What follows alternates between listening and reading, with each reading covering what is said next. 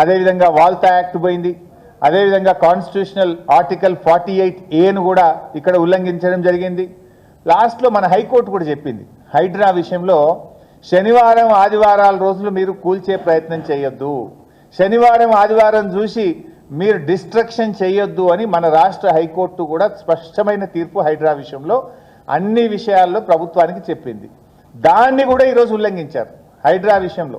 ఎట్లా మీరు చూస్తే 31 నాడు ఉగాది, రంజాన్, ఉగాది రంజాను, రంజాన్కు 2 రోజులు సెలవు, ఉగాదికి 1 రోజు సెలవు, ఆదివారం, ఇవన్నీ చూసుకొని ముందే 50 జేసీబీలు తెప్పించి ఆడ పెట్టుకొని కరెక్ట్గా ఆదివారము, ఉగాది, రంజాన్ సెలవు దినాలు చూసుకొని ఈ చెట్లు నరికే కార్యక్రమం చేసిండ్రు. అంటే రాష్ట్ర హైకోర్టు ఉత్తర్వులను కూడా ఉల్లంఘించిండ్రు, సుప్రీంకోర్టు ఉత్తర్వులు ఉల్లంఘించిండ్రు, హైకోర్టు ఉత్తర్వులను ఉల్లంఘించిండ్రు, మీరు వైల్డ్ లైఫ్ యాక్ట్ను ఉల్లంఘించిండ్రు, తెలంగాణ ఫారెస్ట్ యాక్ట్ 1967 ఉల్లంఘించిండ్రు, వాల్తా యాక్ట్ను ఉల్లంఘించిండ్రు. ఇన్ని ఉల్లంఘనలు ఈరోజు ఇక్కడ జరిగినాయి.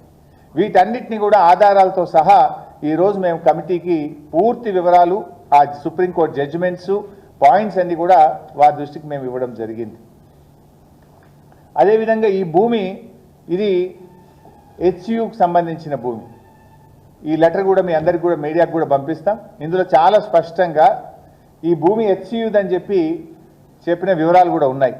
20 నవంబర్ 2012 ఇది 20 నవంబర్ 2012 రోజు అప్పటి జిల్లా కలెక్టర్ గారు CCLAకు రాసిన ఉత్తరం ఇది, ఈ కాపీ. ఇందులో చాలా స్పష్టంగా ఏం రాస్తారంటే, the RDO Chevalla has inspected the proposed land and recommended alienation of land for University of Hyderabad since lands has already been handed over to university in the year 1975.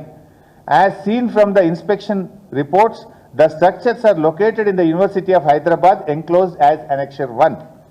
I therefore request to kindly recommend the alienation proposals of the land to an extent of 2,185 acres of Kancha Gachibowli and Gopanpalli villages respectively in favor of University of Hyderabad. 2185 ఎకరాలు ఇది already university ఆధీనంలో ఉంది, university పొజిషన్లో ఉంది. 1975 నుంచి university పొజిషన్లో ఉంది. Revenue records ప్రకారంగా చూసినా, పంచనామా ప్రకారంగా చూసినా, నేను ఫిజికల్గా ఇన్స్పెక్షన్ చేసినప్పుడు కూడా వాళ్ళ ఆధీనంలో ఉంది అని అప్పటి ఆర్డీఓ గారు, అప్పటి కలెక్టర్ గారు ఈ భూమిని వాళ్ళకి ఇవ్వాలని చెప్పి రాసినటువంటి ఉత్తరం. దాని వివరాలు కూడా ఇందులో ఉన్నాయి. ఈ అనెక్సెస్ ఇవన్నీ కూడా మీకు పంపిస్తాం. అంటే స్పష్టంగా ఈ భూమి ఇది హెచ్యు భూమి అని ఆ కలెక్టర్ గారు అప్పుడు రాసిన లేఖలో ఉంది. హెచ్యు ఆధీనంలో ఉంది అని కూడా ఇందులో స్పష్టంగా అప్పుడు ఇన్స్పెక్షన్ చేసిన ఇన్స్పెక్షన్ రిపోర్ట్లో ఆర్డీఓ గారు రాసినటువంటి మాటలు మీకు చదివి వినిపించాం. అంటే ఇవాళ దీన్ని పట్టా భూమి అని, టీజీఐసి భూమి అని, ఇది గవర్నమెంట్ భూమి అని దీన్ని యాక్షన్ చేస్తామని చెప్తున్నారు. మేము ఇంకో విషయం అడుగుతా ఉన్నాం. డెవలప్మెంట్ విషయంలో మీరు చేయొద్దని మేము అంటలేం. అక్కడ 14,000 ఎకరాలు ఫార్మాసిటీ కోసం సేకరించిన భూమి ఉన్నది కదా. నువ్వు డెవలప్మెంటే చేయాలనుకుంటే, ఇండస్ట్రీస్ పెట్టాలంటే ఏ చెట్లు లేకుండా, ఏ పర్యావరణం దెబ్బతినకుండా 14,000 ఎకరాల ఖాళీ భూమి అక్కడ ఉంది కదా. ఇక్కడ 400 ఎకరాల్లో దట్టమైనటువంటి చెట్లున్నాయి, వన్యప్రాణులు ఉన్నాయి. ఈ భూమినే ఎందుకు కూల్చే ప్రయత్నం చేస్తున్నారని చెప్పి మేము అడుగుతా ఉన్నాం. ఇలా ఈ భూమిని కుదబెట్టి రేవంత్ రెడ్డి ఏం చేసిండంటే ఆల్రెడీ 10,000 కోట్ల రూపాయలు అప్పు తెచ్చిండు. ఈ భూమిని కుదబెట్టి 10,000 కోట్ల అప్పు తెచ్చి రేవంత్ రెడ్డి గారు ఇవాళ ఈ భూమి మీద అప్పు తేవడమే కాదు, మొత్తం మార్టిగేజ్ చేసిండ్రు. ఈ మార్టిగేజ్ డాక్యుమెంట్, ఈ భూమిని మార్టిగేజ్ చేసినటువంటి డాక్యుమెంట్ ఇది. 10,000 కోట్ల రూపాయలు అప్పు తేవడానికి ఈ భూమిని ఒక ఇదే చూడ కళ్ళు కొంచెం వస్తుంది నాకు సైడ్ చిన్నగా ఉన్నది. ఒక లెటర్ ఉంది కదా, అసెంబ్లీ లెటర్ ఉంది కదా, రైట్. ఈ భూమిని డేట్ కూడా ఇస్తాను.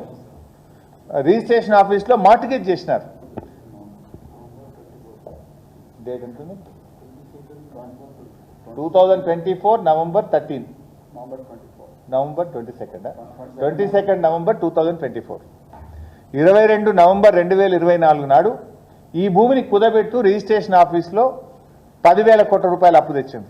ఇందులో ఇంకా దుర్మార్గం ఏంటంటే, ఈ అప్పు ఇప్పియడానికి ఒక మధ్యలో బ్రోకర్ ఉంటాడు కదా, ఈ అప్పు ఇప్పియడానికి మధ్యలో బ్రోకర్గా వ్యవహరించినటువంటి వ్యక్తికి 169,83,00,000 లంచం ఇచ్చారు. లంచం అంటే బ్రోకర్ ఫీజు ఇచ్చారు.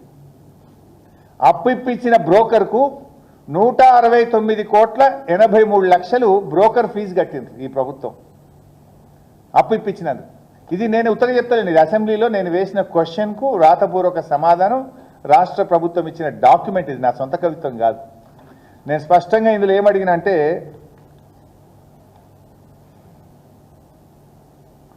the details of merchant bankers, the quantum of amount to be paid to them till now. ఈ రోజు వరకు ఎంత కట్టింది ఆ బ్రోకర్ కంటే ఇలా రాసింది ప్రభుత్వం answer. Merchant banker name trust investment advisers private limited, an amount of 169 crores 83,97,978 rupees has been paid. దాదాపు 170 కోట్లు అప్పిప్పించిన బ్రోకర్కు వీళ్ళు డబ్బులు లంచం ఇచ్చిండ్రా, మరి ఫీజు ఇచ్చింది. ఇది రేవంత్ రెడ్డి ఘనకార్యం ఏంటంటే అప్పు తేవడానికి కూడా బ్రోకర్లను పెట్టుకొని ఆ బ్రోకర్లకు 170 కోట్లు ఇచ్చిండు. ఇది రేవంత్ రెడ్డి నిర్వాకం. ఇప్పుడు ఆ భూమిని తెగనమ్మాలి, ఆ భూమిని అమ్మి ఇంకో 40,000 కోట్లు తేవాలని చెప్పి మళ్ళీ ప్రయత్నం చేస్తున్నాడు. అంటే ఈ రకంగా రాష్ట్ర ప్రభుత్వం పూర్తిగా ఇవాళ బుల్డోజ్ చేస్తూ నియమ నిబంధనల్ని ఉల్లంఘించేటువంటి ప్రయత్నం ఇవాళ రాష్ట్ర ప్రభుత్వం చేస్తూ ఉంది. ఇవాళ సుప్రీంకోర్టు స్పష్టమైన ఆర్డర్ ఇచ్చింది. అక్కడ ఎలాంటి చర్యలు, ఎలాంటి యాక్టివిటీ చేయొద్దు, యాజ్ ఇట్ ఈజ్ నిలిపివేయండి అని చెప్పి సుప్రీంకోర్టు చెప్పింది. సుప్రీంకోర్టు చెప్పిన తర్వాత కూడా ఇవాళ ఢిల్లీ నుంచి కమిటీ వస్తుందని తెలిసి నిన్న రాత్రి పోయి పోలీసుల పహారాలో టీజీఐసి భూమి అని చెప్పి పెద్ద పెద్ద బోర్డులు పెట్టారు నిన్న. ఇది కూడా సుప్రీంకోర్టు ఉల్లంఘన కిందకే వస్తుంది.